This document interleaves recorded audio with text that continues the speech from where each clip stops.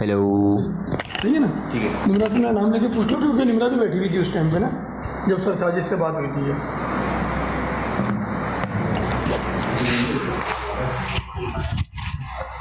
अच्छा जी, चलिए स्टार्ट करें।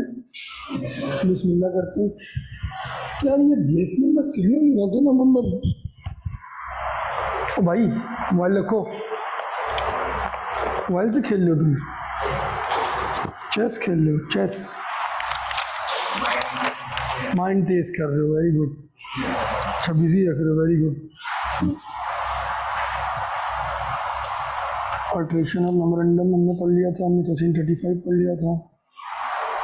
तो तुम लोग इस चैप्टर की क्लासें छोड़ रहे हो ना, मुझे बड़ा वो हो रहा है, मतलब डर भी लग रहा है कि तुम लोग गड़बड़ ना करो, वो अफसोस भी हो रहा है कि तुम इस चैप्टर की नहीं छोड़नी चाहिए क्लास यार, कोई भी।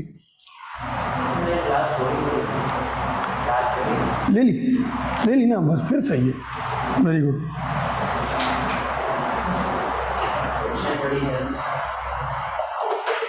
हाँ ये तुमने अच्छा हो, तुमने ली हीरो। एक ही तुम्हारी छूटी थी ना, ले ली ना। आज देंगे वो लोग, आज लेनी है, ले लो आज यार। और कोई चीज़ कंफ्यूज करे तो उसमें मुझसे पूछ लेना, छोड़ना नहीं भाई। इस चैप्टर को बहुत सीरियस लो, भी पास पेपर आएंगे, तुम लोगों को समझ में आ जाएगा कि जो मैं पिछले 6 दिनों से या 4-5 क्लासों से बोल रहा हूँ, वो क्या मैं सही बोल रहा हूँ, नहीं बोल रहा।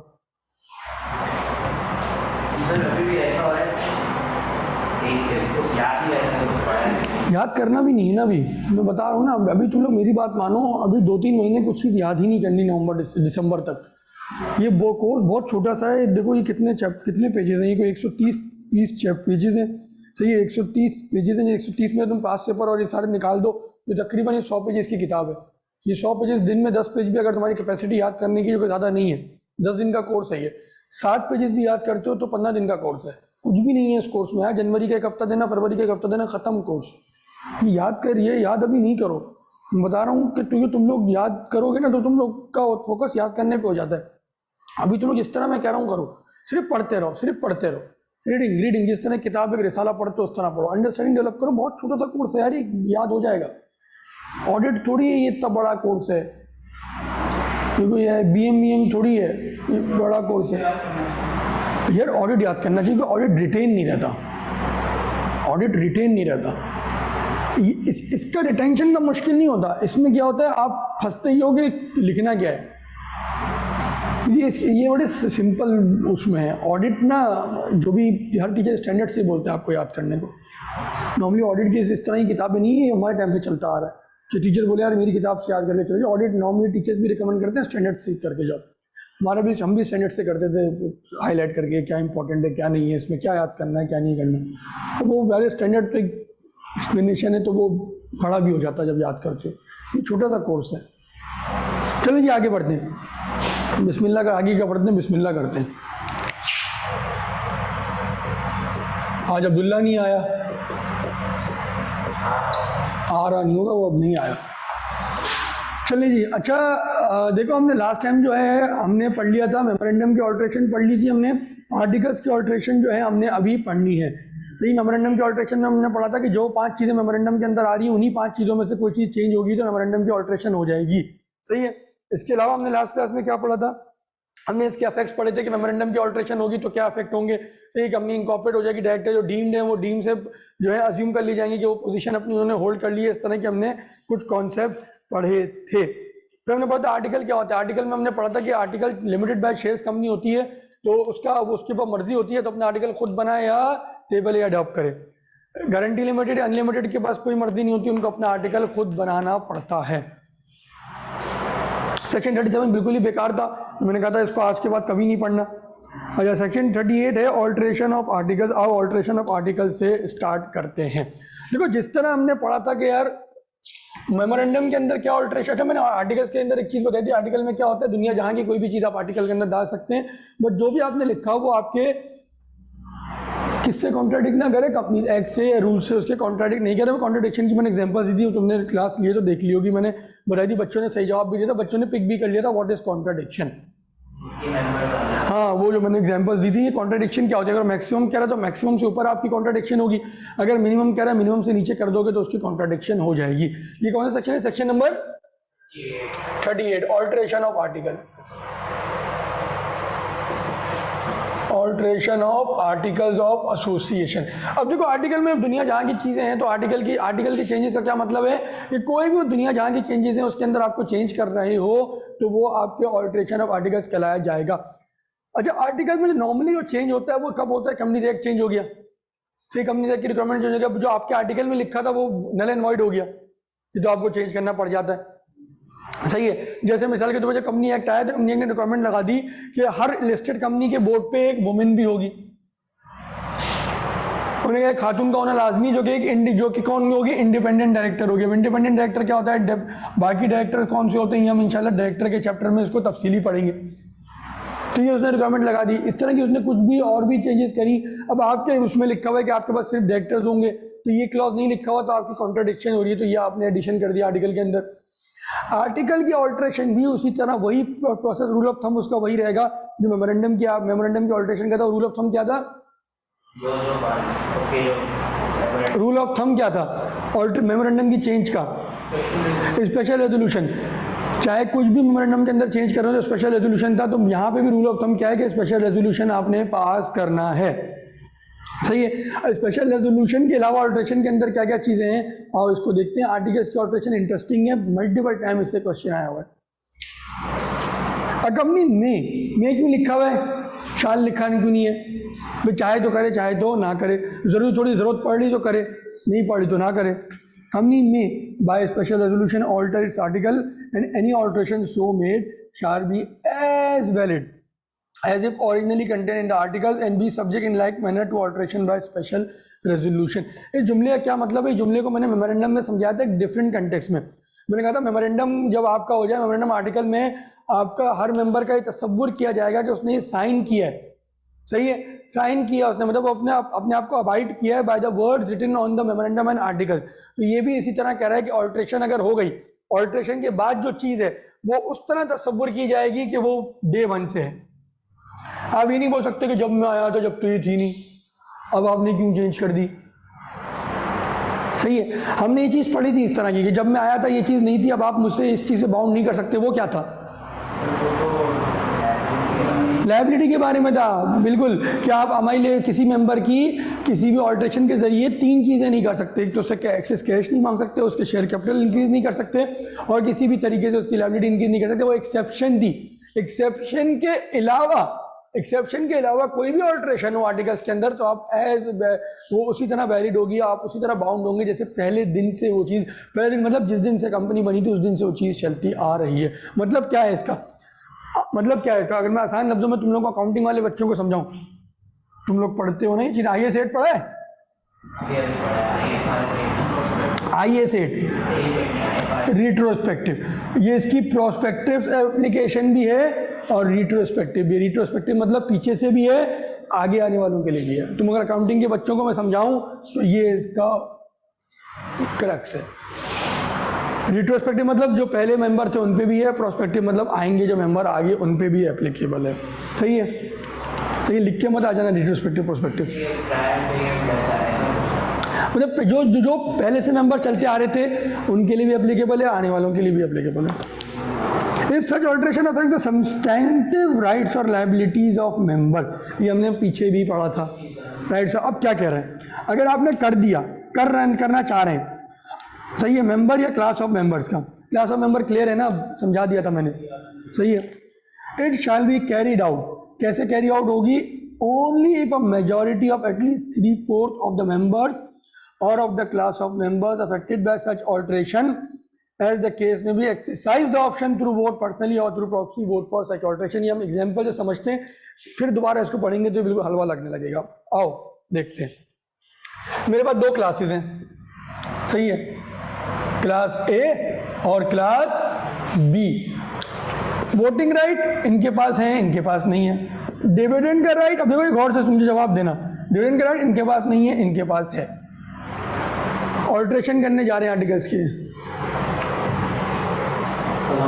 वालेकुम अस्सलाम, सही है, ऑल्ट्रेशन करने जा रहे हैं आर्टिकल। अब यहाँ से आ जाते सामने, अभी कहाँ सामने इतनी जगह है।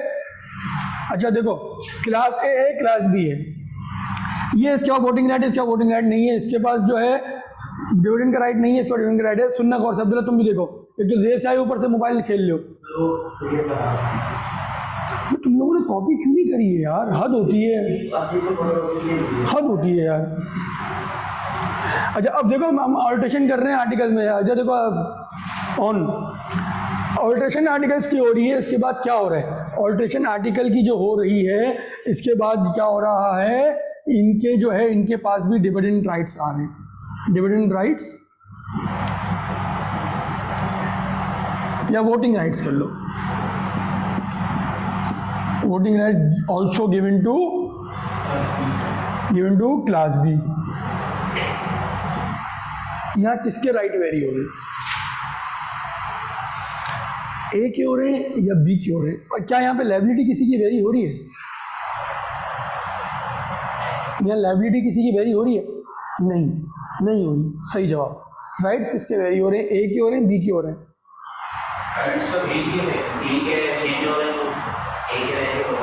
एक्सीलेंट, बी के चेंज हो रहे हैं तो ए के वेरी हो रहे हैं। देखो बी को, देखो मैं आपको बोलूँगा 1000 रुपये आपको चाहिए, आप तो बोलोगे भाई दे दो, इनके 1000 रुपये लेके मैं आपको दूंगा तो आप तो बोलोगे दे दो, इनसे बोलूंगा तो कहेंगे भाई क्यों दे दो, क्यों दे दो, मेरी याद के बगैर आपने कैसे दे दिए। इनका मोबाइल में उठा के आपको दे दूंगा तो इनको एतराज होगा ना, आपको क्या होगा, आप तो बोलो गिफ्ट है। 3/4 मेजोरिटी इनकी चाहिए होगी, इनके राइट्स वेरी हो रहे हैं। पहले सिर्फ ये मीटिंग में आते थे, अब वो भी आएंगे तो उनको तो फ्री फंड में चीज मिल रही है ना, उनसे 3/4 कराओगे, वो तो बोलेंगे बल्ले ही बल्ले करो। वही बात है ना, मैं उनका मोबाइल उठा के आपको दूं, आपको बोलेंगे गिफ्ट चाहिए, ये आईफोन है इनके पास, आप क्यों मना करोगे? मुझे पूछना तो उनसे चाहिए ना, नहीं तुम हो सकता ना करो, अब्दुल्ला तो नहीं करेगा। तो क्या है, देखो समझाने की चीज क्या थी यहाँ पे, राइट किसके वेरी हो रहे हैं, इनके राइट वेरी हो। एक और एग्जांपल लेते हैं, ए बी, इनके पास वोटिंग राइट थे 1 वोट पर शेयर, इनके पास थे 2 वोट पर शेयर। अब आफ्टर ऑल्ट्रेशन क्या हो रहा है, ऑल्ट्रेशन के बाद क्या हो रहा है, इनके वही हैं सेम, इनके भी 1 वोट हो गए, 1 वोट पर शेयर। यहाँ किसके राइट वेरी हो रहे हैं? हाँ वेरी गुड, बी के राइट वेरी हो रहे हैं। तो किसके लेंगे स्पेशल रेजोल्यूशन में, किसका अप्रूवल लेंगे? बी का लेंगे। Excellent. Same case with liability also. अब आप उनको बोल रहे हैं कि भाई तुम्हारी लायबिलिटी पहले मिसाल के तौर पे 1 लाख थी, सही है, इनकी भी 1 लाख थी, अब इनको बोल रहे हैं भाई तुम्हारी लायबिलिटी 2 लाख है। यहाँ किसकी लायबिलिटी वेरी हो रही है? ए वालों की। किससे रेजोल्यूशन करवाना है? ए से। Very good, excellent. अब आओ इसको दोबारा पढ़ते हैं, अभी हलवा लगेगा नहीं, आप आराम से बैठें, खोलो ना पीडीएफ, जाहिर सी बात है, अजीब बंदा पूछ रहा है मुझसे खोलूं पीडीएफ, लेकिन क्लास में पढ़ने आए हो, मुझे शक्ल देखने आए हो। पढ़ो ऑन, इसको जोर से पढ़ो इस सेक्शन को, आवाज़ है बुलंद। नहीं, सच ऑल्ट्रेशन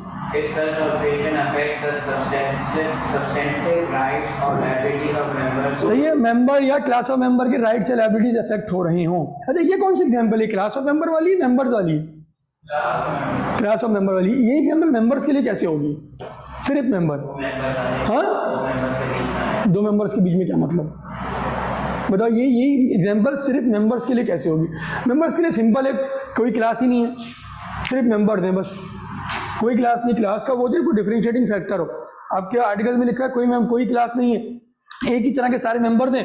अब जो है किसी एक शेयरहोल्डर ने उठ के बोला उसी मेंबर में से, या डायरेक्टर ने बोला कि भाई अब डिविडेंड राइट अब खत्म कर रहे हैं, वोटिंग राइट अपनी जगह रहेगा, डिविडेंड राइट खत्म कर रहे हैं, या कोई क्लास नहीं है, तो जो मेंबर्स हैं उन्हीं से लेंगे कि भाई क्या तुम्हारे वोटिंग राइट खत्म कर दी, क्या तुम्हारे डिविडेंड राइट खत्म कर दिए जाए, उनसे पूछेंगे, उनसे उन्हीं की चीज पूछेंगे। सही है, पढ़ो आगे।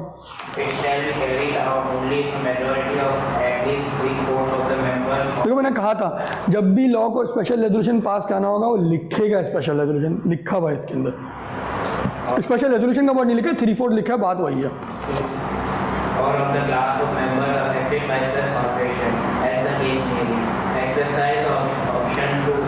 और थ्रू पर्सनली और थ्रू प्रॉक्सी मैं सब समझा चुका हूँ पहले, जब हमने स्पेशल रेजोल्यूशन पढ़ा। पर्सनली मतलब खुद आए, प्रॉक्सी मतलब अपनी जगह किसी को भेजे।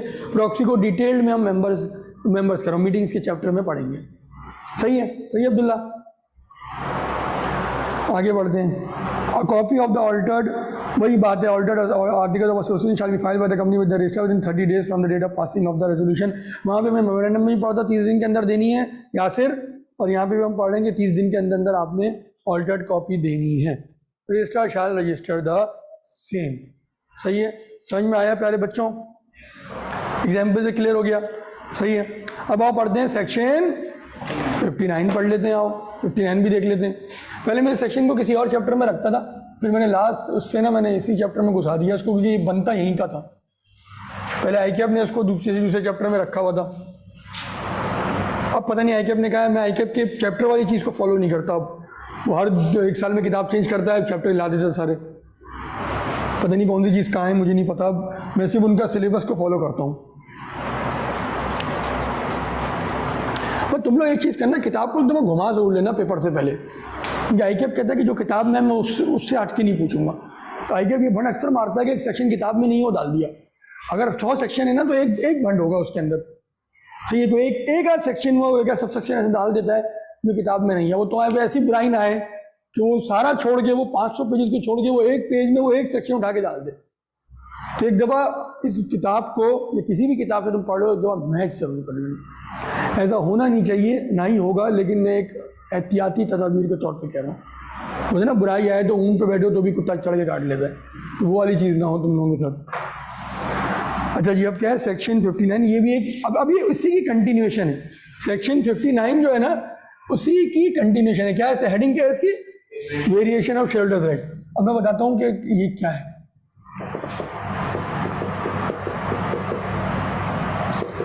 अच्छा देखो, ऊपर में क्या कहा, राइट्स एंड लायबिलिटीज अगर आपको वेरी करनी है आर्टिकल्स की, तो जिनके राइट से लायबिलिटी वेरी हो रहे हैं उनसे क्या करो, स्पेशल रेजोल्यूशन पास करवा लो। अब ये कह रहा है कि देखो, अगर चलो ये तो कहा, वो तो कह रहा है कि देखो ये तो मैंने सही चीज़ बताई, अगर किसी ने सही चीज़ नहीं करी तो क्या रेमेडी है? ये दोनों मिल गए और ये जो क्लास ए के थे, आप क्लास बी के थे, उन्होंने अपने रेजोल्यूशन पास करा के आपकी राइट वेरी कर दी है। आपके 2 वोटिंग शेयर थे, आपके 1 वोटिंग शेयर कर दी। क्या ये सही है? नहीं सही ना, आपसे पूछना चाहिए था ना, जिस तरह हमने एक बोर्ड में देखा। अब ये चीज़ हो गई, अब क्या करना है, आइए इसके अंदर पढ़ते हैं। सही है, कंटिन्यूएशन में ऊपर बताया कि होना क्या चाहिए था। अगर ऊपर वाली चीज़ नहीं हुई, इसके बरक्स कर दी, तो क्या रेमेडी है? ऑन के पास क्या रेमेडी है? आओ पढ़ते हैं। Rights of shareholder can be varied by alteration of articles of association by passing a special resolution. वही ऊपर वाली बात है, कॉपी हो रही है। If such alteration affect the substantive right of a certain class of members, it shall be carried out only if a 3/4 majority of the affected class also vote for such alteration। ऊपर वाली बात carry forward हो रही है। अब आइए इसके अंदर मेन बात, 10% or more of the affected class of the shareholders can apply to the court for cancellation of the resolution within 30 days of such resolution। कब?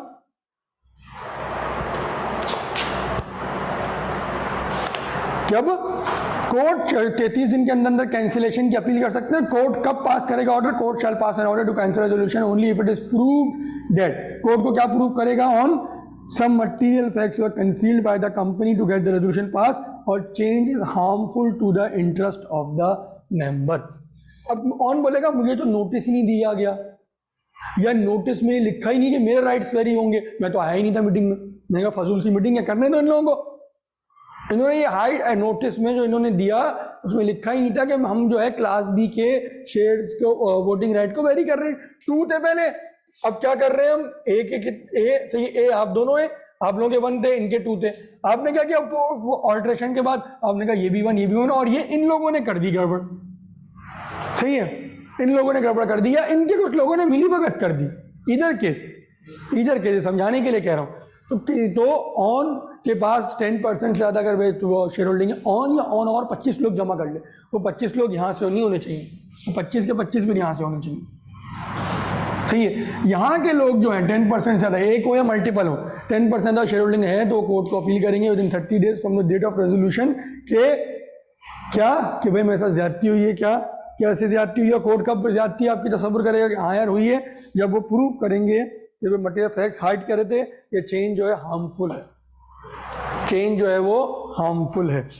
Company shall forward a copy of the above order to the registrar within 15 days of the receipt of order. बेचारे court जो proceeding कर रहा है उसका register कैसे पता चलेगा? तो बोला भाई हमें भी बता दो क्या कोर्ट ने ऑर्डर दिया है। सही है। Decision of the court shall be final and an appeal can not be filed against such decision. ये दोनों सेक्शन 38 और 59 पढ़ो, फिर हम आगे बढ़ते हैं। आराम से पढ़ो, ये इंपॉर्टेंट सेक्शन है, हर दूसरी तीसरे अटेम्प्ट में इससे सवाल पूछता है वो। यार पानी पिला दो यार।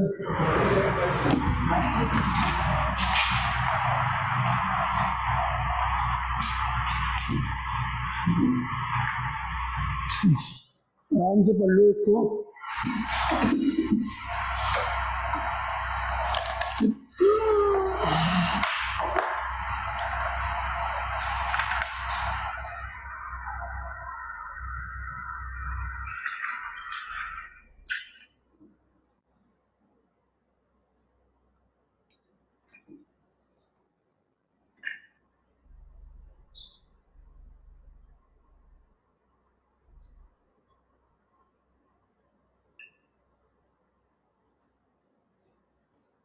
तुम कैसे ना मुझे अगली क्लास से तुम्हें मोबाइल में देखते हुए ना दिखो मुझे, तुम किसी भी तरह कॉपी कराओ, अगली क्लास में तुम्हें मोबाइल से देखता हुआ ना देखूंगी। किसको तो लो वापस तुम पेपर में भी एक जो पेन लेके जाओगे ना, किसी के पास नहीं होगा वो दे देना उसको, और खुद क्या क्या करते हो, उनसे मांग के लिखते हो। हर पेपर में ऐसा करते हो।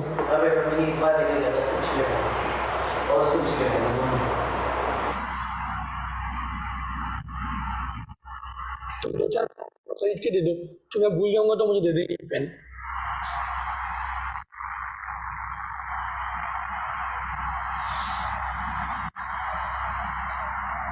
पढ़ लिया?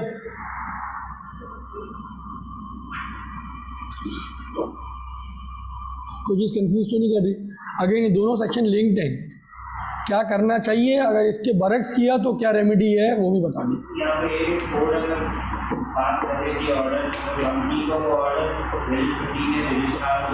जी रजिस्ट्रार कंफर्म नहीं करेगा कोर्ट के ऑर्डर को, रख लेगा अपने पास, जो कोर्ट ने कहा बस वही होगा। रजिस्ट्रार कंफर्म नहीं करता उसको, कहाँ लिखा है इसमें कंफर्म करेगा? नहीं, वो सिर्फ रेजोल्यूशन के केस में। अब रेजोल्यूशन का आगे ऑल्टर कराए मेमोरेंडम, वो ऑल्टर्ड मेमोरेंडम जो उसको 30 दिन के अंदर था कि वो रजिस्टर करे, उसकी क्या मजाल कि वो कोर्ट की चीज़ को रजिस्टर करेगा। देख लेगा कि हाँ यार ये जो है डिसीजन को रेजोल्यूशन को रिवर्स कर दिया, वो अपने पास नोट कर लेगा कि रेजोल्यूशन रिवर्स हो गया, अब उनके वोटिंग राइट अपनी जगह इंटैक्ट है। क्लियर है?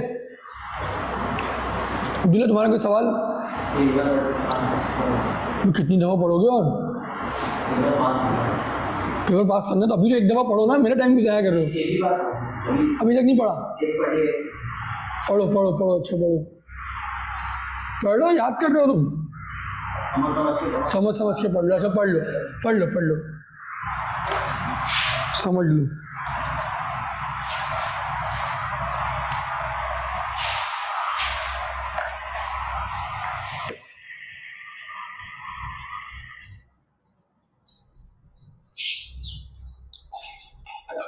अब आया सेक्शन 39, ये बेकार सा सेक्शन है, लेकिन बेकार सा मतलब कि इसको सिर्फ पेपर से एक दिन पहले इसको रट लेना।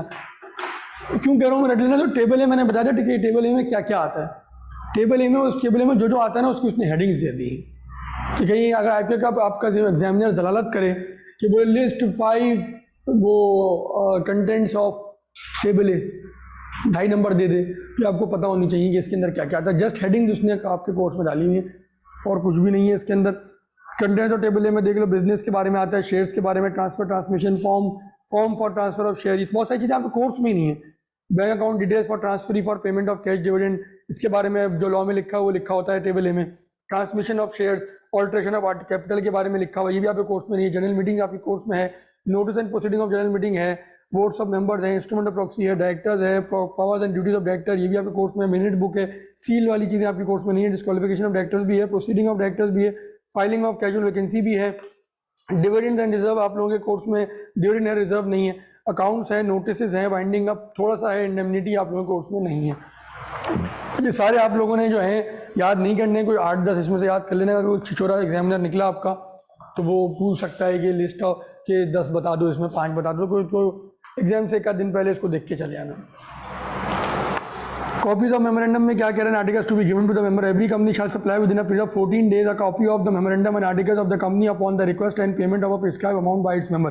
मेंबर अगर कोई मांगता है तो आप उसको 14 दिन के अंदर from the date of request जो है उसको दे दें, कोई नॉमिनल सी फीस लेके, अपनी प्रिंटिंग कॉस्ट।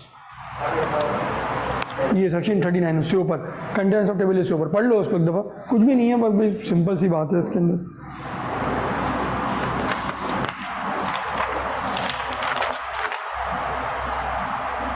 इसके बाद आते हैं हम इंपॉर्टेंट सेक्शन में, सेक्शन 19। सेक्शन 19 में आते हैं। ये एक इंपॉर्टेंट सेक्शन है, टेक्निकल भी बना देता है कि अब इसको कभी कभार किसी सवाल से मर्ज करके, ये समझने वाली चीज़ है। इसके बाद वाली चीज़ें तो रट्टा हैं, वो मतलब कोई ख़ास चीज़ नहीं है। 53, 54, 55 ये 3 बस लास्ट हैं, इसके अलावा इसमें कुछ भी नहीं है, ख़त्म हो जाएगा ये। नेक्स्ट सैटरडे को हम 5 पेपर्स करेंगे चैप्टर नंबर 1 के, बल्कि ऐसा करते हैं चैप्टर नंबर 1 के 5 पेपर्स हम लोग करते हैं बुध को, चैप्टर नंबर 2 के करेंगे हफ्ते को। 1 में ऐसा कोई ख़ास नहीं है, सही है। 1 के चैप्टर के 5 पेपर करेंगे बुध को और 2 के करेंगे हफ्ते को, सही है। करके आना, 5 पेपर इज़ द की।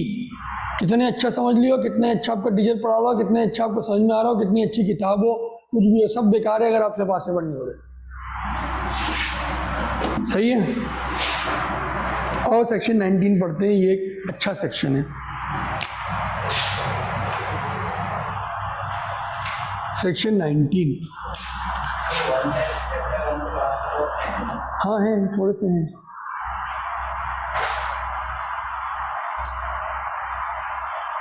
देखो, हमने एक चीज़ पढ़ी थी, हमने एक ट्रेल बनाई थी, हमने कहा सबसे पहले क्या होता है, नेम रिजर्व होता है, कितने दिनों के लिए, 60 डेज के लिए। इसके बाद उन 60 डेज में आप लोग क्या करना होता है, preparation of articles and memorandum, सही है। इसके बाद आप क्या करते हैं, ये आप क्या करते हैं, सबमिट करते हैं टू द रजिस्ट्रार। रजिस्ट्रार इस पर आपको रिव्यू करता है अपना, सही है। कोई डेफिशिएंसी है तो बता देगा, डेफिशिएंसी नहीं है तो क्या करेगा, आपको कंपनी को रजिस्टर कर देगा। रजिस्टर कर देगा किसको, वो कंपनी रजिस्टर नहीं बोलता, वो कहता है register the memorandum and articles, सही है। इसका मतलब क्या होता है, आपकी सर्टिफिकेट ऑफ इनकॉर्पोरेशन वो आपको दे देगा। सर्टिफिकेट ऑफ इनकॉर्पोरेशन हर कंपनी के केस में होती है। फॉर्मेशन ऑफ कंपनी, कंपनी की बर्थ सर्टिफिकेट है, whether company is formed as a private company और अ पब्लिक कंपनी। एक और एडिशनल रिक्वायरमेंट इसके अंदर आती है, वो रिक्वायरमेंट हम यहाँ पढ़ेंगे। ये कहता है, ये जो सर्टिफिकेट ऑफ इनकॉर्पोरेशन है वो है certificate of commencement of business. Certificate of commencement of business किस कंपनी को लेनी होती है? Certificate of commencement of business 2 तरह की कंपनी को इसी में से लेनी होती है। प्राइवेट कंपनी को, देखो मैं इसमें लिख देता हूँ, COI और COCB, सही है। Private company yes no. Public company, अब लिस्टेड अनलिस्टेड नहीं पूछना, क्योंकि लिस्टेड अनलिस्टेड कुछ नहीं होती। जब कंपनी इनकॉर्पोरेट होती है तो पब्लिक कंपनी अनलिस्टेड ही होती है। ऐसा नहीं पहले दिन से स्टॉक एक्सचेंज चले जाए, ऐसा नहीं होता। पहले वो काम शुरू करती है, कुछ टाइम पीरियड बाद, जितने भी उसकी 5 साल 10 साल बाद 20 साल बाद, फिर वो जाके स्टॉक एक्सचेंज में जाती है और बोलती है हम पब्लिक अनलिस्टेड है और हमें लिस्ट कर दो। पब्लिक कंपनी में क्या होता है, ये होगा, ये तो हर केस में होगा, ये भी होगा। अब यहाँ पे एक और बात आ रही है इसके, अब अगेन गारंटी लिमिटेड में ये होगा और ये भी होगा। अच्छा, एक आ रहा है इसके अंदर। अब इसके मेन बात जो मुझे समझाने वाली, गारंटी, अगेन गारंटी लिमिटेड से रिलेटेड कोई सवाल ना आज तक आया ना आएगा, क्योंकि गारंटी लिमिटेड का प्रैक्टिकल वो भी बहुत कम है, मैंने कोई ऐसा कंपनी नहीं देखी, और इसके रिलेटेड को इतने प्रोविजंस भी नहीं जो स्पेसिफिकली गारंटी लिमिटेड से हो। फिर एक और है प्राइवेट कंपनी कन्वर्टेड इनटू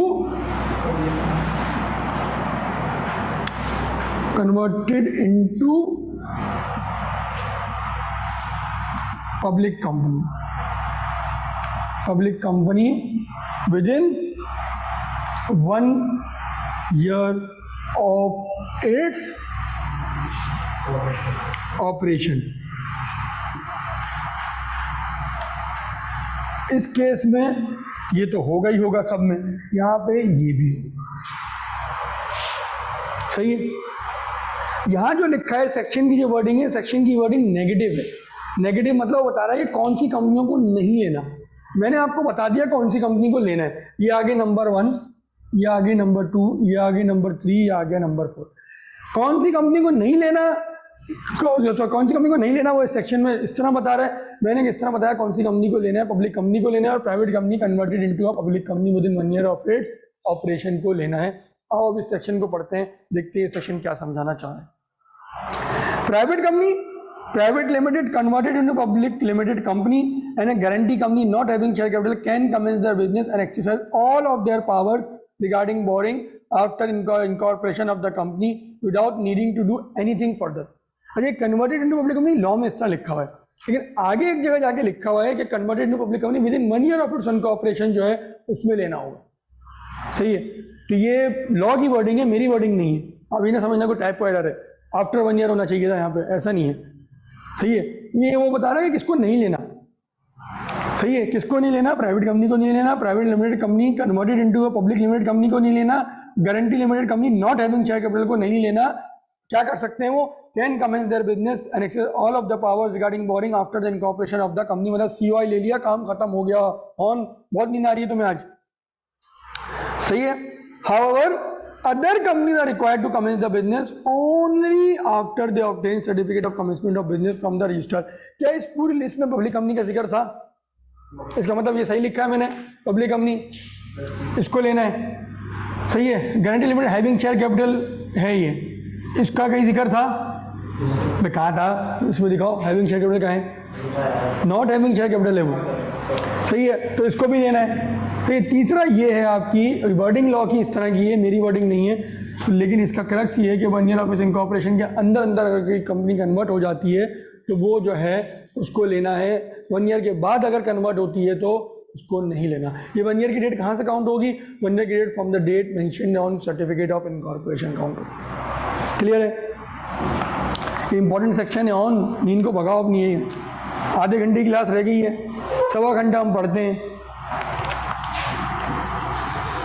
अच्छा, इसके बाद ये कह रहा है, अब बता रहा है कि certificate of commencement of business के लिए क्या क्या आपको खज्जल खबरी करनी पड़ेगी। For obtaining the certificate of commencement of business company has to meet certain requirement which are as follows. तुम क्या पढ़ रहे हो? ये पढ़ रहे हो। अच्छा, इसके बाद क्या है, इसमें क्या लिखा है फिर? अब देखो number 1, number 2, number 3, number 4, number 5 हम एक एक करके इसको पढ़ते हैं।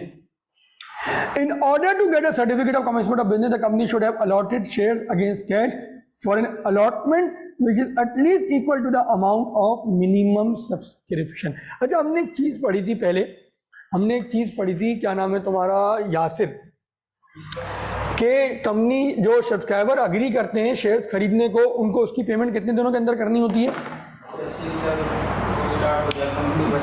कितने दिनों के अंदर करनी होती है? 30 दिनों के अंदर अंदर। हमने चीज पढ़ी थी, डेट ऑफ इनकॉर्पोरेशन से आपको 30 दिन के अंदर सब्सक्रिप्शन अमाउंट जमा करा देना होता है। सब्सक्रिप्शन अमाउंट किसके इक्विवेलेंट होता है?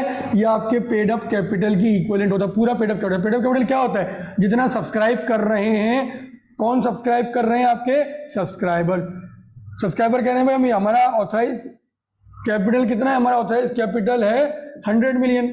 हम लोग अभी पैसा कितना डाल रहे हैं? हम लोग 20 मिलियन डाल रहे हैं, तो 20 मिलियन आपका क्या है? ये पेड अप है। अगर ये 30 होता तो 30 पेड अप होता, अगर ये पूरा 100 होता तो ये 100 पेड अप होता और 100 ही ऑथराइज होता। क्लियर है? तो लॉ क्या कहता है? 30 दिनों के अंदर अंदर लेना हो आपने, तो ये पहली जुमले में जो कह रहा है वो कह रहा है कि 30 दिनों के अंदर अंदर आपने ले लिया हो अमाउंट। अमाउंट को क्या कह रहा है? अमाउंट कौन सा अमाउंट हो? जो मिनिमम सब्सक्रिप्शन हो। मिनिमम सब्सक्रिप्शन क्या होता है? आइए आगे देखते हैं।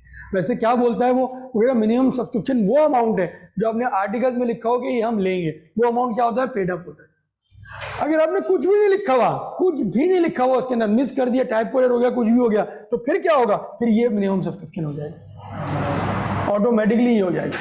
अगर आपने भंड मारा, उसको मिनिमम सब्सक्रिप्शन नहीं डिक्लेयर किया कि ये पेड अप है, यही हमारा मिनिमम सब्सक्रिप्शन है, तो फिर ऑटोमेटिकली मिनिमम सब्सक्रिप्शन आपका ये पेड अप हो जाएगा। आपको 20 के बदले अब आपको 100 पूरे लेने पड़ेंगे, वरना नॉन कंप्लाइंस हो जाएगी। और इसको पढ़ते हैं। In order to get a certificate of commencement of business, the company should have allotted shares against cash for an amount which is at least equal to the amount of minimum subscription. क्या करना हो company को? Company ने allotment कर दी हो। Allotment का क्या मतलब होता है? क्या यहाँ अलॉटमेंट हो गई? क्या ये अलॉटमेंट हो गई? इधर देखो ऑन, मैं यहाँ बोल रहा हूँ, तुम उसमें देख रहे हो। क्या यहाँ अलॉटमेंट हो गई? क्या अलॉटमेंट क्या होती है? अलॉटमेंट होती है आपकी चीज़ नाम पे हो जाना, आपकी चीज़ नाम पे हो जाना। आप आज एक स्कूटर खरीदने जाते हैं, आप कहते हैं मुझे बस में आता हूँ, मुझे स्कूटर खरीदनी है। आपने स्कूटर खरीदी, उसको पैसे दिए, क्या स्कूटर आपके नाम पे हो गई? नहीं हुई। आपने कागज़ लिए उससे, वो कागज़ लेके आप एक्साइज के ऑफिस गए, एक्साइज के ऑफिस जाके एक्साइज के ऑफिस ने वहाँ एंट्री कर दी कि ये अब जो है ऑन से लेके अब्दुल्ला के पास चले गई, तो वहाँ अब्दुल्ला का नाम हो गया, तो इसका मतलब इसको क्या हो गई? वो चीज़ ट्रांसफ़र हो गई। तो इसका मतलब यहाँ अलॉटमेंट नहीं, यहाँ तो सिर्फ आपने पैसे दिए। 30 दिन के बाद 45 डेज के अंदर आपको क्या करना होता है? ऑडिटर की सर्टिफिकेट होती है, वेरी गुड, ऑडिटर सर्टिफिकेट है, ये पैसे आ गए। इसका मतलब यहाँ पे अलॉटमेंट कैसे हो गई? अलॉटमेंट इसके बाद कहीं जाके होती है। अलॉटमेंट का मतलब होता है आपने उनके नाम पे शेयर्स को इश्यू कर दिया। 2 वर्ड्स होते हैं हमेशा से आगे तक जिंदगी में, जब तक हो पढ़ लो, ये चीज़ याद रखना। एक होती है अलॉटमेंट, एक होता है ट्रांसफ़र ऑफ शेयर। क्या फ़र्क है दोनों में? दोनों में नाम पे हो रहे हैं।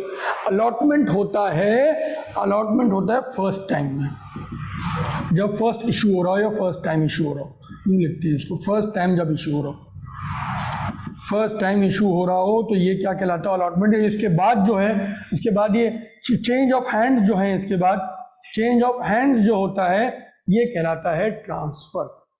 और देखो इधर देखो, मिसाल के तौर पे क्या, इसी एग्जांपल को लेते हैं। ये पेड अप आपका है 20 मिलियन, ये 20 मिलियन आपका पेड अप है। आपने 20 मिलियन के अगेंस्ट पैसे ले लिए, अभी 20 मिलियन के शेयर आपको देने, तो ये क्या है? पहली दफ़ा इशू हो रहे हैं ना, पैसे लिए अभी आपने कंपनी ने, तो ये क्या कहलाया जाएगा? ये कहलाया जाएगा अलॉटमेंट।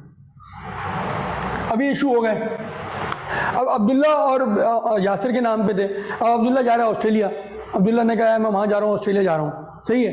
अब ऑन को बोला यार तुम खरीद लो मेरे शेयर, और जो है अच्छी चलती हुई कंपनी है, फ़ायदा हो रहा है, 10 मिलियन मेरे पास है, 10 मिलियन इसके पास है, यासिर के पास। उसने बोला सही है भाई। अब ये क्या हो रहा है? 10 मिलियन पेड अप में से कौन खरीद रहा है? ये क्या हो रहा है? अब्दुल्ला से किसके पास जा रहे हैं? ऑन के पास, AU है ना, सही है, ऑन के पास जा रहे हैं। ये क्या है? अब्दुल्ला से ऑन के पास जो जा रहे हैं, ये ट्रांसफ़र है, क्योंकि यहाँ भी पैसों की लेन देन है, ऑन इसको पैसे देगा, लेकिन ये शेयर पहले कभी इशू हो चुके हैं, अभी सिर्फ चेंज ऑफ हैंड्स हो रहे हैं। क्लियर है? 0 मीटर बाइक खरीदना और उसके बाद बेचना। 0 मीटर बाइक खरीदते हैं तो क्या होता है? रजिस्ट्रेशन आपके नाम पे होती है, जब आगे बेचते हैं तो उसके नाम पे ट्रांसफ़र होती है। वही चीज़ है, रजिस्ट्रेशन की जगह इसने अलॉटमेंट का वर्ड यूज़ करता है। सही है, ये सारे लफ्ज़ समझ में आ गए। अब पढ़ते हैं मिनिमम सब्सक्रिप्शन। क्या आप समझ में आ जाएगा? मिनिमम सब्सक्रिप्शन में कह रहा है मीन्स द अमाउंट। अरे नीचे देखो, ऑन क्या हो गया? Means the amount if any क्यों? अगर आप भूल गए फिक्स करना, फिक्स बाय द मेमोरेंडम और article of the association as minimum subscription. आपने कहा भाई ये जो पेड अप है यही हमारा मिनिमम सब्सक्रिप्शन है, सही है। अपॉन विच, सही पढ़ रहा हूँ ना, हाँ, अपॉन विच द डायरेक्टर्स में प्रोसीड टू अलॉटमेंट, मतलब जिसके बेसिस पे वो अलॉटमेंट करेंगे कि 20 मिलियन सही हमने पैसे ले लिए, अब ये यासिर और अब्दुल्ला के नाम पे इसको ट्रांसफ़र कर देते, अलॉट कर देते हैं, सही है। प्रोसीड टू अलॉटमेंट, और if no amount is so fixed and specified the whole amount of the share capital. जब भी वर्ड शेयर कैपिटल यूज हो मतलब ऑथराइज कैपिटल, पेड अप को पेड अप लिखता है, सही है। Share capital other than that issued और agreed to be issued as paid up otherwise than in cash, सही है। इसका मतलब अभी आखिरी लाइन छोड़ दो, कह रहा है अगर कोई अमाउंट आपने फिक्स किया है कि ये मिनिमम सब्सक्रिप्शन है आर्टिकल्स के अंदर, तो वो मिनिमम सब्सक्रिप्शन होगा। अगर आपने नहीं किया तो whole of the share capital मतलब ऑथराइज कैपिटल जो है आपका मिनिमम सब्सक्रिप्शन हो जाएगा। क्लियर है? अब एक ये आखिरी बात कह रहा है, ये मैं समझा देता हूँ, यहाँ पे कोई इतनी मुश्किल बात नहीं है भाई। वो ये कह रहा है मिसाल के तौर पे आपका पेड अप कैपिटल था 100, मिलियन। इसमें इन कैश जो है वो था 80 और आपने इन काइंड लिया था 20।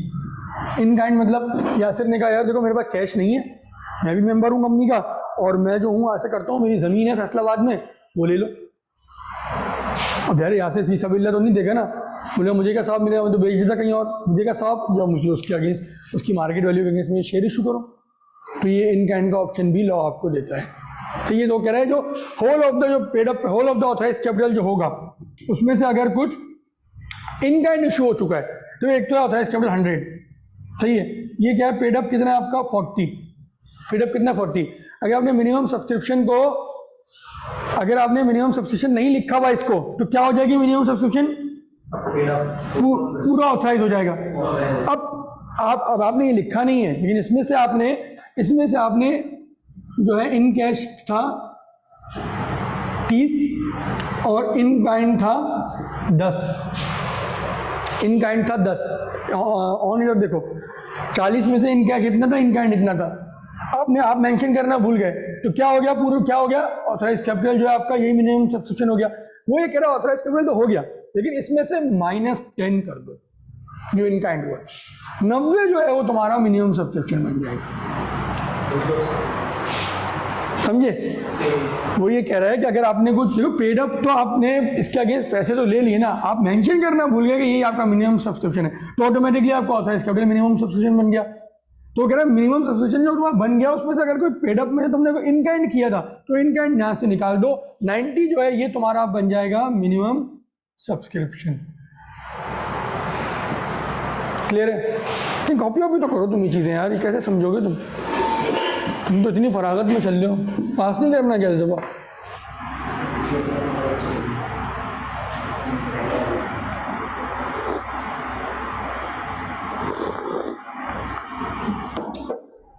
क्लियर है? अब आगे बढ़ते हैं, देखते हैं मजीद क्या है इसके अंदर। अगर देखो जो सेक्शन में टाइम लगाना होगा ना हम लगाएंगे, मुझे 15 मिनट से हम ये पढ़ रहे हैं और अभी 2 ही पैराग्राफ पढ़े हैं, इसके आगे भी बाकी जिस सेक्शन में टाइम नहीं लगाना होगा हमें पता है कि वो फजूल है उसमें। अब क्या कह रहे हैं, पहली चीज़ क्या थी, अगर आपको मिनिमम से अगर आपको certificate of commencement of business लेना है, पहली रिक्वायरमेंट क्या थी? अबे वैसे बता दो ना, तुम तो आज फुल टून चल रहे हो, तुम बताओ यार। फिर अलॉट कर दी हूँ आपने share equal to minimum subscription. Minimum subscription generally क्या होती है, पेड अप, लेकिन आप पेड अप को लिखना भूल गए तो ऑथराइज पूरी मिनिमम सब्सक्रिप्शन बन जाएंगे। फिर कह रहा है every director of the company has paid to the company full amount on each of the shares taken और contracted to be taken by him and for which is liable to pay in cash. कह रहा है किसी director, मिसाल के तौर पर subscriber हैं 4 सब्सक्राइबर हैं, 4 में से 3 डायरेक्टर भी हैं, तो कह रहा है उन तीनों के तीनों ने पैसे दे दिए। या इसके अलावा आपने किसी को डायरेक्टर बनाया हुआ है, आप कह रहे हैं कि इसके अलावा किसी और को डायरेक्टर बनाया हुआ और उसको बोला कि हम इतने शेयर इसके हैं, तो जितने शेयर वो कह रहा है कि मैं लूंगा, कॉन्ट्रैक्टेड टू बी टेकन क्यों कह रहा है, क्यों? क्योंकि कंपनी बनी नहीं थी, बन रही है, तो ये बन रही है तो कॉन्ट्रैक्टेड टू बी टेकन, ये अभी नहीं बनी है। जब भी कह रहा है कॉन्ट्रैक्ट, उसने लिखा था कि मैं लूंगा आर्टिकल्स में, मेमोरेंडम में, तो वो कह रहा है जितना उसने कहा था उसके अगेंस्ट उससे पैसा आपने ले लिया हो।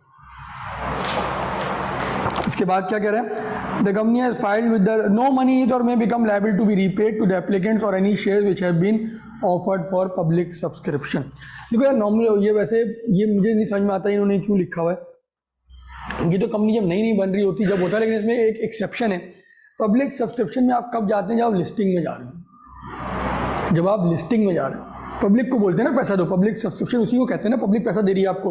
अब देखो यहाँ तो आप अगर आपको कब लेना है certificate of commencement of business, या तो इस केस में लेना है या इस केस में लेना है। अब इस केस में तो बनने के साथ ही लेना है, या ऐसा नहीं कर सकते ना कि 1 साल 1.5 साल बाद बोल रहे हो certificate of commencement of business दे दो, नहीं लोगे तो बिजनेस नहीं कमेंस कर सकते, सही है। यहाँ तो फॉरन लेना है तो लिस्टिंग तो फॉरन नहीं हो सकती ना। यहाँ कह रहा है कि private company converted into a public company. यहाँ भी मुझे नहीं समझ में आता कि हाउ इज इट पॉसिबल कि प्राइवेट कंपनी 1 साल के अंदर कन्वर्ट भी हो जाए और फॉरन जो है वो लिस्टिंग भी चले जाए। लेकिन अगेन एक एक्सेप्शन है कि अगर ये कंपनी कन्वर्ट हो गई और फॉरेन लिस्टिंग पर चले गई, सही है, पहले क्या थी, प्राइवेट थी, फिर हो गई पब्लिक अनलिस्टेड, सही है, विदिन 1 ईयर। अभी फौरन इसके बाद क्या चले जाए, लिस्टिंग पे चले जाए, लिस्टिंग पे चले जाए। तो कह रहे आप यहाँ जो लिस्टिंग पे गए, अब लिस्टिंग में क्या होता है, जब आप पब्लिक के पास जाते हो तो आप बताते हो लिस्टिंग का तरीकेकार क्या होता है। आप बोलते हो कि मुझे 500 मिलियन पब्लिक से चाहिए। अब गौर सुनने की इंटरेस्टिंग चीज़ है, अब आपको तो नहीं पता पब्लिक कितने पैसे देगी, it's just like a donation ना। हमें डोनेशन बॉक्स रख दिया, यहाँ पे 50 लोग बैठे हुए, हमें क्या पता कितना डोनेशन आएगा। हो सकता है 50 रुपये भी ना आए, हो सकता है 5000 आ जाए, 50,000 आ जाए, नहीं पता ना आपको। तो यहाँ भी कंपनी बोलती है मुझे इतना चाहिए, लेकिन कंपनी को ये पता नहीं होता कि कितना मिलेगा, या इससे कम आता है, कम आता है तो कहते हैं हम अंडर सब्सक्राइब, या क्या होगा ज्यादा आ जाएगा, ज्यादा आएगा तो क्या कहते हैं ओवर सब्सक्राइब। अच्छा, इतना ही आपके पास आना चाहिए, इससे 1 रुपया ना ज्यादा ना कम। अब कम आ गया तो क्या हो जाएगा, मसला है ना, कम आ गया तो, ज्यादा आ गया तो चलो वापस कर देंगे, कम आ गया तो यहाँ पे एक अंडर राइटर इन्वॉल्व होता है, मोस्टली बैंक होता है। अंडर राइटर का काम क्या होता है, वो अंडरटेक करता है कि अगर इससे कम आया तो बीच के जितना भी अमाउंट होगा वो मैं खरीदूंगा शेयर। ओवर सब्सक्राइब हो गया तो अमाउंट क्या करते हैं, हम रिफंड कर देते हैं। रिफंड का क्या प्रोसेस है, बैलेटिंग होती है, वो आप लोगों का कोर्स का हिस्सा नहीं है। बैलेटिंग होती है, बैलेटिंग में जिसका नाम आता है उसको शेयर मिलते हैं, जिसका नाम नहीं आता उसके पैसे उसके बैंक अकाउंट में वापस रिफंड हो जाते हैं। तो यहाँ जो बात कह रहा है वो इस केस की कह रहा है कि ये अमाउंट आपने रिफंड कर दिया हो। नो अमाउंट इज और may become payable to be repaid, सही है, लायबल टू बी रीपेड, कि आपने किसी का अमाउंट अभी तक बाकी ना हो, जिन का था आपने सबको वापस कर दिया। अब इस लाइन को दोबारा पढ़ते हैं, आप समझ में आ जाएगा। नो अमाउंट इज और may become liable to be repaid to the applicants for any shares which have been offered to for public subscription. में कुछ भी आपने लिया हुआ हो, ओवर सब्सक्राइब हो गया तो आपने जो भी ओवर एंड अबव था आपने वापस कर दिया हो। यहाँ तो एक दफा इसको पढ़ो।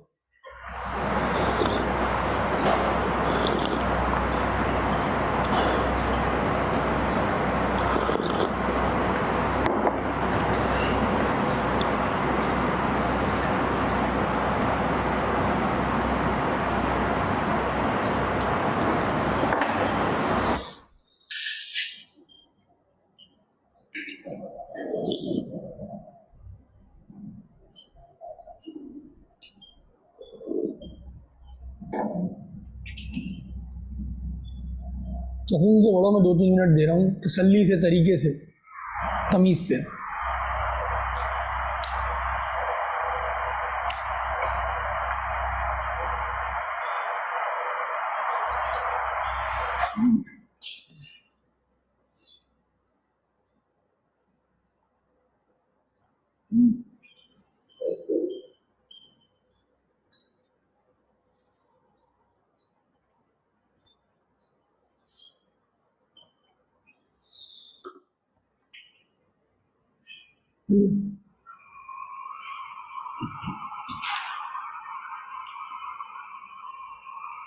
जो मैं कल बता रहा था लास्ट क्लास में, जो मुश्किल सवाल आया था वहाँ से 30 दिन के अंदर पैसे देने हैं, वो उसने वो सेक्शन और ये सेक्शन को मिला के पूछा था, आएगा वो सवाल आपको मेरे पास।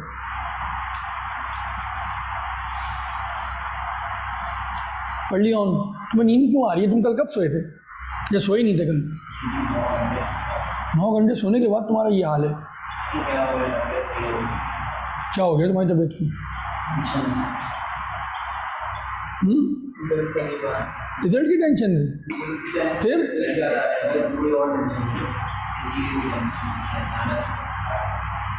तबीयत खराब में क्या हो रहा है? तुम बीपी चेक कराते हो अपने को? क्यों? ये तुम्हारी उम्र थोड़ी है बीपी चेक करने की, ये तुम्हें मरीज बना देगी। तुम्हारे घर में किसी को मसला है? ये किसको है? नहीं, ये तुम इस उम्र में चेक नहीं करो भाई, मेरा मशवरा है। ये तुम्हारे जहन पे सवार हो जाएंगी चीज़ें। ये तुम अभी कितनी उम्र है तुम्हारी? 20-21 साल में तुम ये चीज़ों की टेंशन ले लोगे?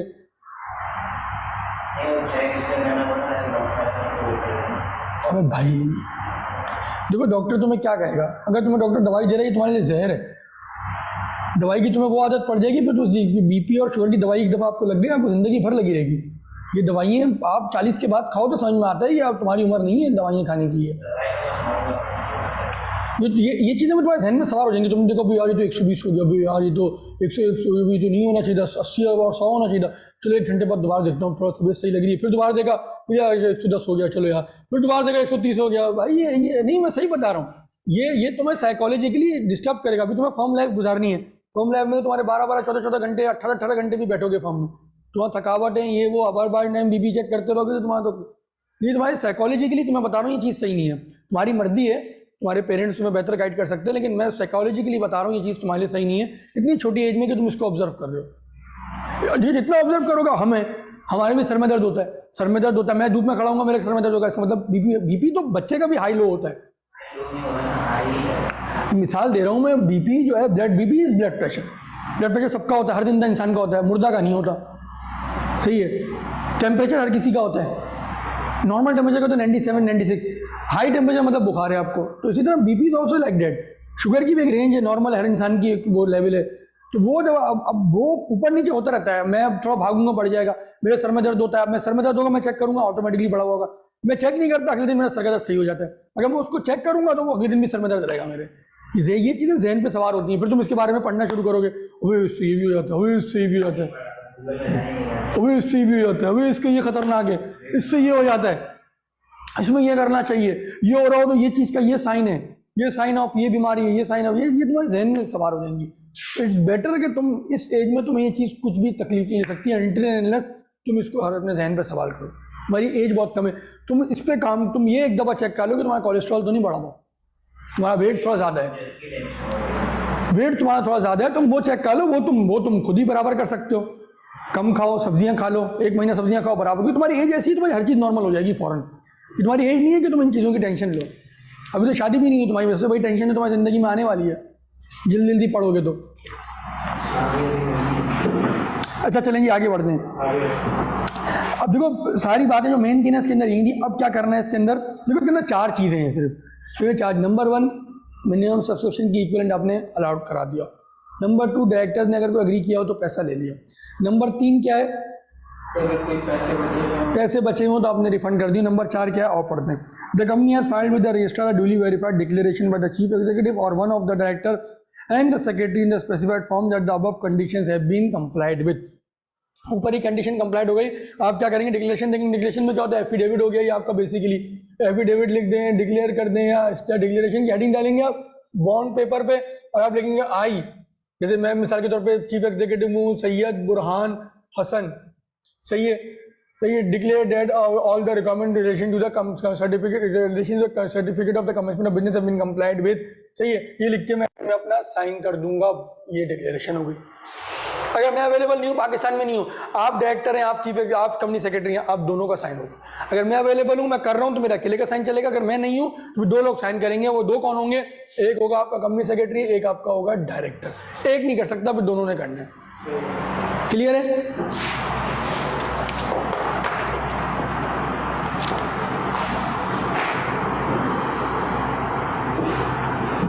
In case of a company which has not issued a prospectus, मतलब क्या, प्रोस्पेक्टस क्या होता है, ऑफरिंग डॉक्यूमेंट और लिस्टिंग में नहीं गई, बिल्कुल, वेरी गुड।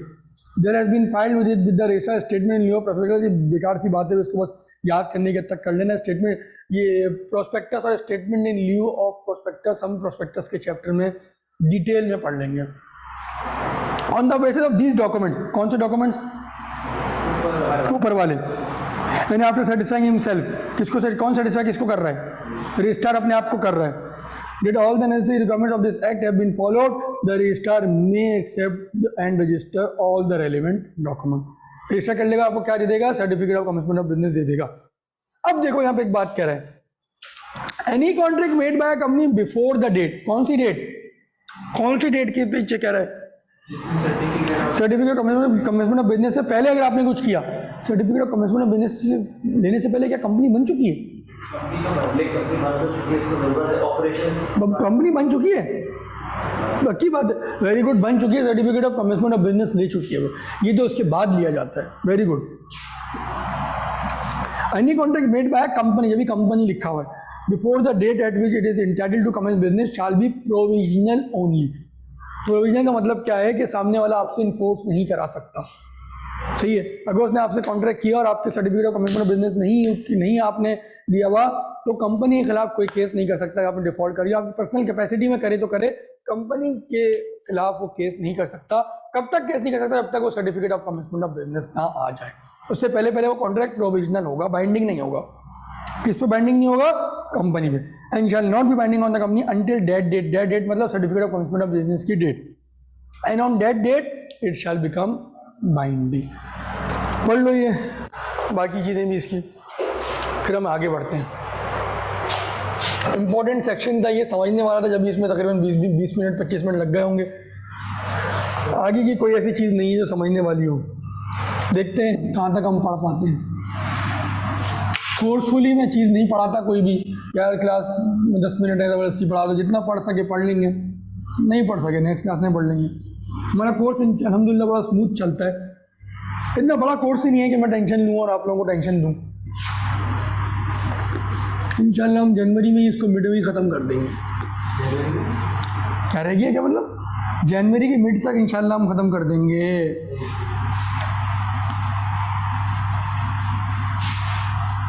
ज़्यादा टाइम चैप्टर नंबर 2 में मैं लगाता हूँ, इंटेंशनली लगाता हूँ और ज़रूरत भी है इसमें लगाने की। इसके बाद आप लोगों की अंडरस्टैंडिंग ऑफ लॉ इतनी बेहतर हो जाएगी कि इतने समझने में कहीं मुश्किल नहीं होगी।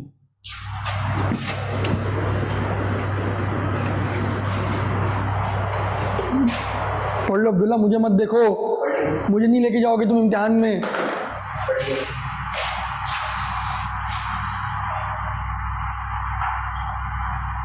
अब क्या है? Section number 21। सेक्शन 21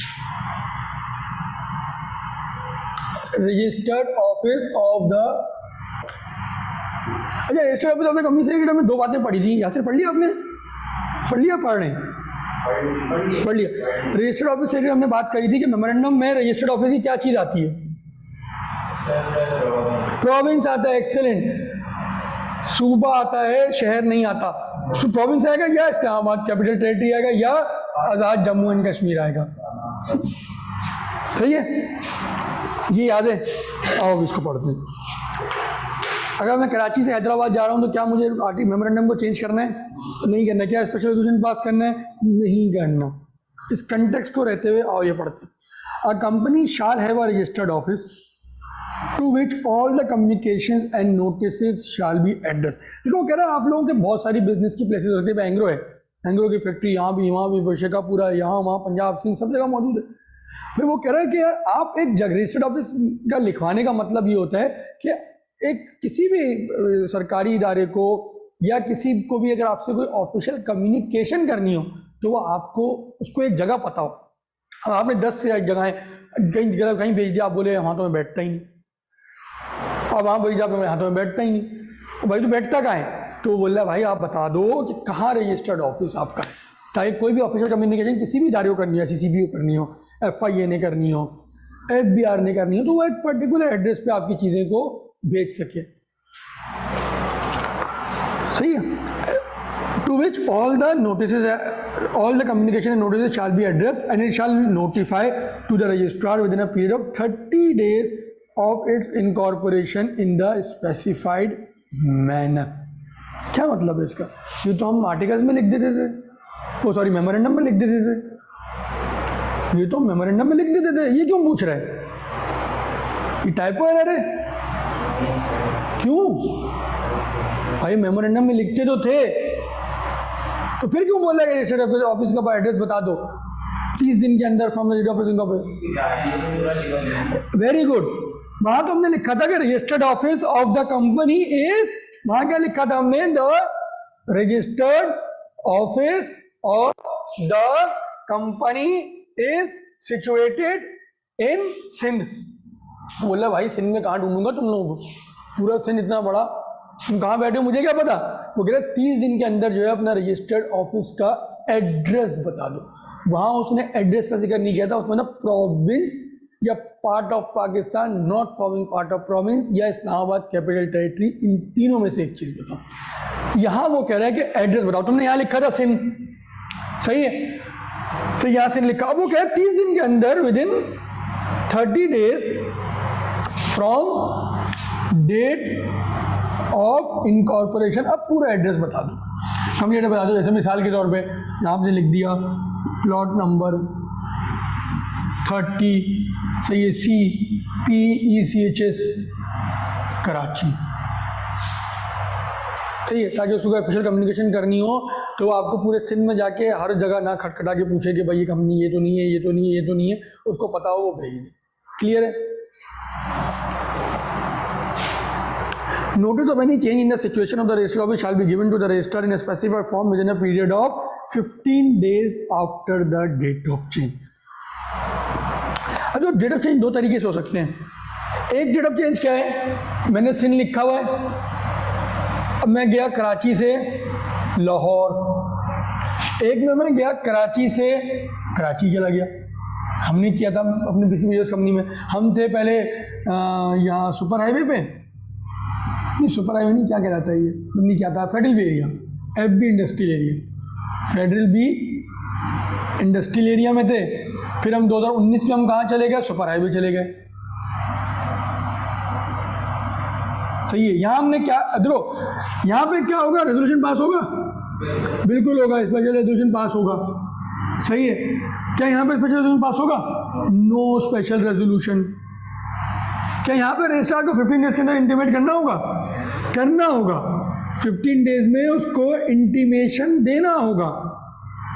क्या यहाँ पे देना होगा?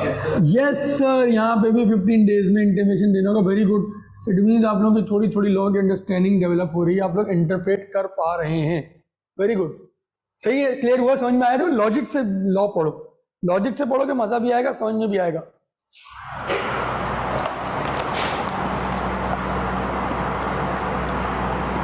अब वो बता रहे हैं कहाँ पे स्पेशल रेजोल्यूशन की जरूरत है।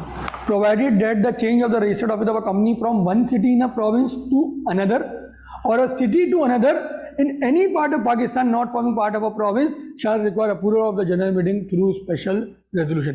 One city in a province to another, मतलब another province के लिए बोल रहा है, another city in the same province नहीं कह रहा। One city in a province to another province, basically कहना ये चाह रहा है। सही है, और दूसरे में क्या कह रहा है, a city to another in any part of Pakistan not forming part of province, मतलब इस्लामाबाद कैपिटल टेरिटरी और आज़ाद जम्मू एंड कश्मीर की बात कर रहा है। इस्लामाबाद से लाहौर आए, लाहौर से इस्लामाबाद जाएँ, आज़ाद जम्मू एंड कश्मीर से इस्लामाबाद आए, आज़ाद जम्मू एंड कश्मीर से इस्लामाबाद आए, इस्लामाबाद से आज़ाद जम्मू एंड कश्मीर जाएँ तो भी चेंज होगा। सही है, पढ़ लो इसको पढ़ लो।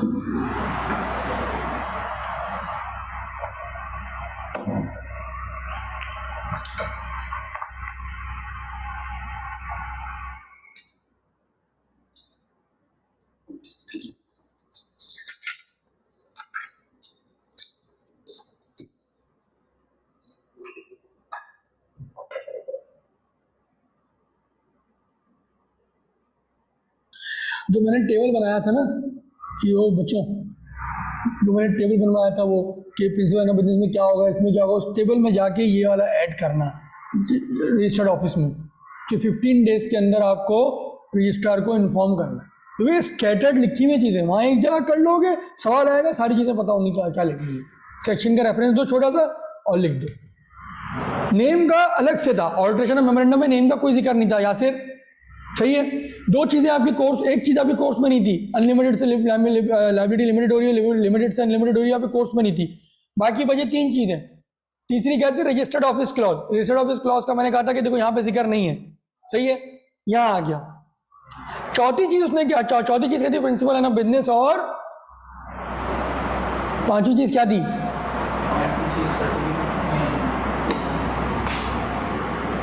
क्या थी? हाँ, शेयर कैपिटल तो नहीं है ना कोर्स में। पांचों हो गई मेरे ख्याल से, पांचों हो गई ना, पांचों हो गई। और मेमोरेंडम वाले में 2 चीजें जिक्र था, मेमोरेंडम का ऑल्ट्रेशन के सेक्शन में आ जाओगे, कंफ्यूज हो रहे हो तो। शेयर कैपिटल नेक्स्ट चैप्टर में, लायबिलिटी वाला आप लोगों के कोर्स में नहीं है। सही है, और नेम का अलग से पढ़ लिया था। सही है, वहाँ पे सिर्फ दो चीज़ों के बारे में बता रहा था, लेकिन रजिस्टर्ड ऑफिस क्लॉज में आप ये वाला क्लॉज भी ऐड करेंगे, वो वाली बात यहाँ पे शायद नहीं कर रहा। मेमोरेंडम का ऑल्ट्रेशन कहाँ है, ऑल्ट्रेशन ऑफ मेमोरेंडम आ गया ना। वन प्रॉमिस टू, देखो वहाँ पे सिर्फ लॉ बता रहा है कि कब चेंज करेंगे। One province to another province of Islamabad capital territory and vice versa, one province of Islamabad capital territory to a part of Pakistan. ये आप लोगों को पता है क्या कह रहा है इसके अंदर, सही है, ये इसके अंदर बता रहा है, लेकिन इसमें वो वाली बात 15 डेज वाली नहीं कर रहा,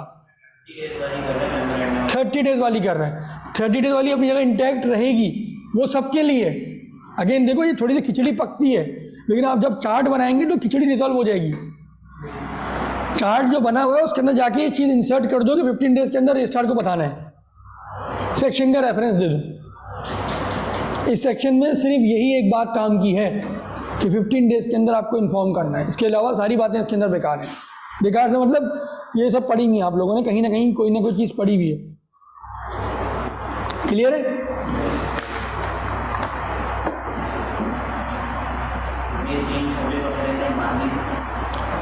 यार ये 3 में कुछ है नहीं, 2 कर लेते हैं, चलो 53, 54, 55 बाद में कर लेंगे। 15 मिनट की क्लास वैसे रहती है, 2 कर लेते हैं, फिर देखते हैं तीसरे को क्या है। यार ये चिल्लड़ है, मेरे को समझने वाली चीज़ होती तो मैं करवाता भी नहीं। चिल्लड़ चीज़ें, चिल्लड़ आएगा भी तो रट्टा आएगा इसका।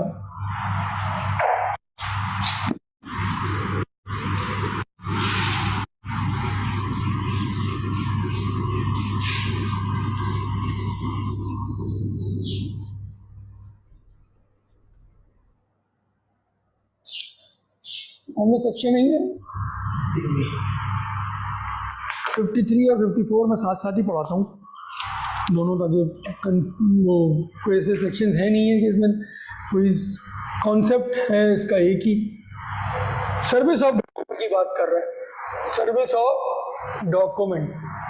इसके अंदर 2 बातें करेगा, टू कंपनी करेगा, टू दूसरा क्या है कमीशन और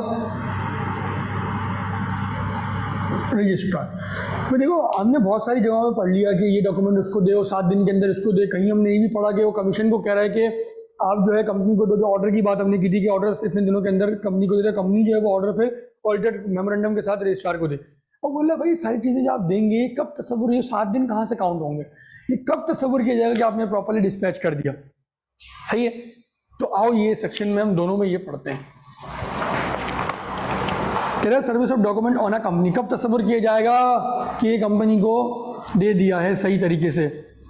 अ document or information may be served on the company or any of its officers and the registered office of the company against an acknowledgement or by post or courier service or through electronic means or in any other manner as may be specified. एक एक करके सबको समझ लेते हैं कौन सी चीज़ें क्या है।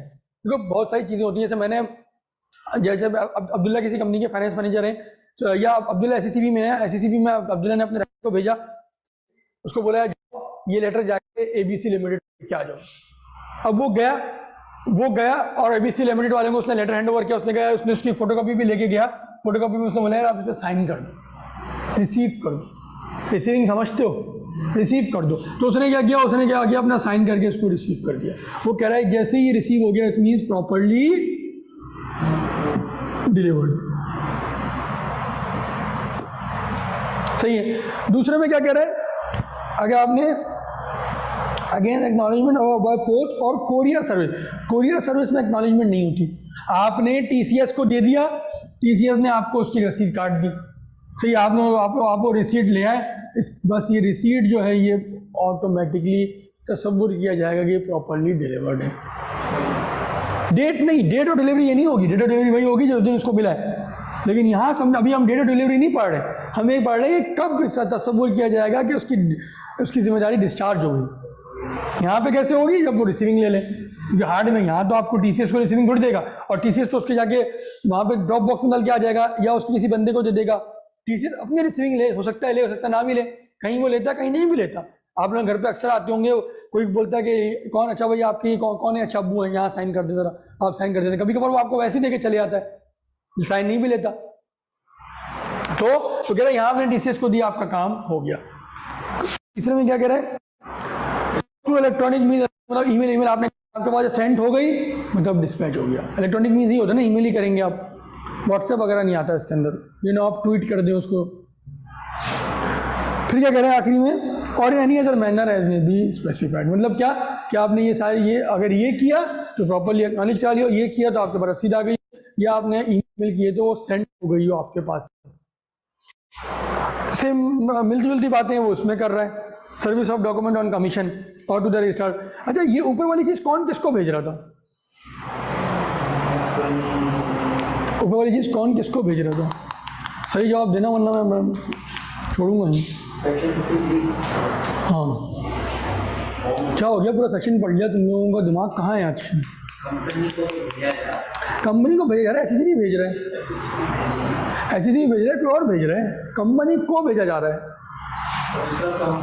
कंपनी भेज रही है अब किसको, रजिस्ट्रार को। Company sorry document or information में भी serve to the commission or the register again, अब वही सारी बातें रिपीट है, against an acknowledgement or by post or courier service or through electronic means or in any other manner as may be specified. सही है, अब आप लोगों की हिम्मत तो नहीं है, नहीं आप लोगों का दिल चाह रहा है पढ़ने का, दिल तो कभी भी नहीं चाहता, लेकिन ये कि आज आप लोग बड़े टून लग रहे हैं तो क्लास को ऑफ कर देते हैं। सेक्शन 55 जो है हम अलॉन्ग विद पास्ट पेपर्स इंशाल्लाह पहले से पढ़ तो लो, एक दफ़ा पढ़ लिया, इसको हम लोग कर लेंगे इंशाल्लाह। मीटिंग यू बुध को, बुध और जुम्मा फाइनल है, बुध जुम्मा सेम टाइम, बुध जुम्मा हफ्ता सेम टाइम। तुम लोग आते नहीं